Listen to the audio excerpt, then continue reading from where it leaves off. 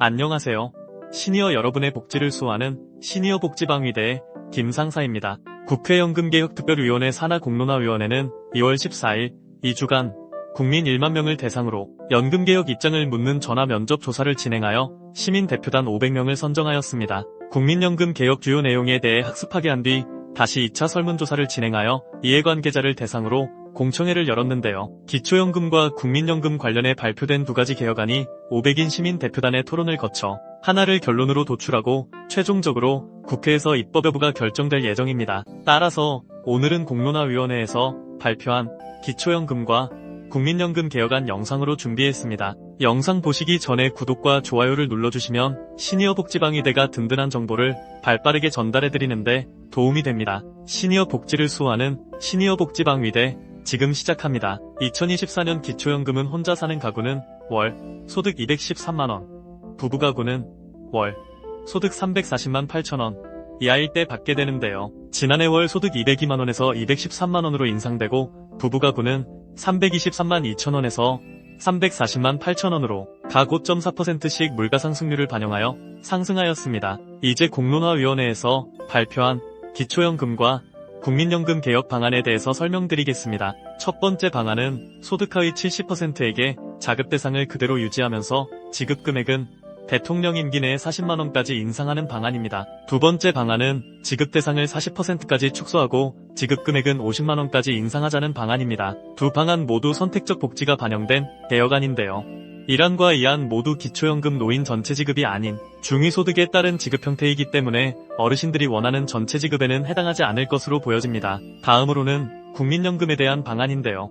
첫 번째 방안은 보험료율을 점진적으로 현행 9%에서 13%로 인상하고 소득 대체율도 현행 40%에서 50%로 인상하자는 방안입니다. 두 번째 방안은 보험료율을 10년 이내 점진적으로 현행 9%에서 12%로 인상하고 소득 대체율은 현행 40%를 유지하는 두 가지 방안이 발표되었습니다. 국민연금은 가입자가 월 소득에서 보험료를 납부하는 방식인데요. 보험료율은 임금에서 국민연금 보험료를 납부하는 비율입니다. 예를 들어 월 소득 300만원인 직장가입자라면 기업에서 50%, 개인이 50%를 부담하여 보험료를 납부하게 됩니다. 보험료율이 9%일 경우에는 가입자가 13만 5천원을 납부, 보험료율 13%일 경우에는 19만 5천원 납부, 보험료율이 12%일 경우에는 가입자가 매달 18만원을 납부하게 됩니다. 현재 통계청에 따르면 2055년 국민연금을 고갈될 것으로 발표했었는데요. 국민연금 첫 번째 방안인 보험료율 13%에 소득 대체율 50%를 적용할 경우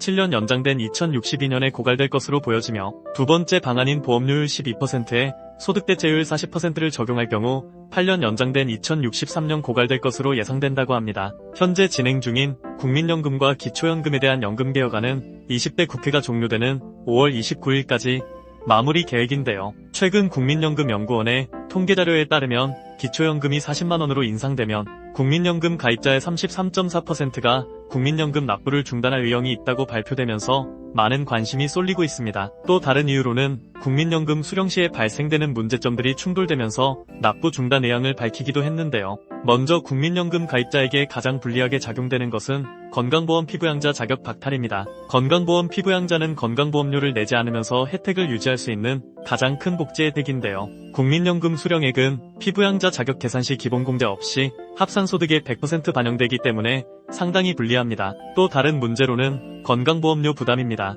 국민연금의 50%에 건강보험료를 부과하기 때문인데요. 2022년 9월 건강보험 2단계 개편안 시행으로 30%에서 20%가 늘어나면서 건강보험료 납부 금액이 증가하였습니다. 세 번째 문제로는 국민연금을 많이 수령하게 되면 기초연금에서 탈락할 수 있습니다. 기초연금 소득인정액 계산 시 국민연금은 기본공제가 없이 100% 반영되기 때문에 상당히 불리한데요. 국민연금은 매년 물가 상승률을 반영하기 때문에 증가할 수밖에 없고 국민연금을 많이 받게 되면 기초연금을 탈락할 가능성이 높아집니다. 마지막으로는 국민연금과 기초연금 연계감액입니다.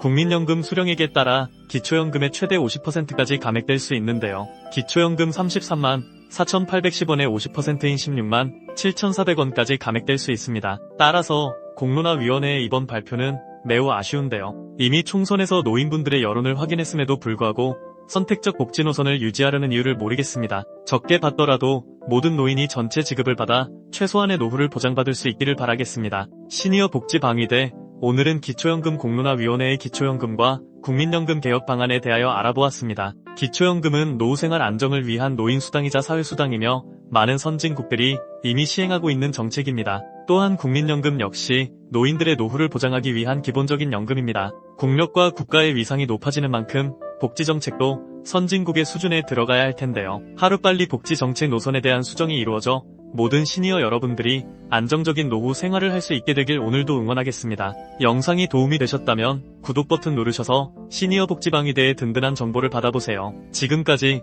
어르신들의 복지를 수호하는 시니어 복지방위대였습니다.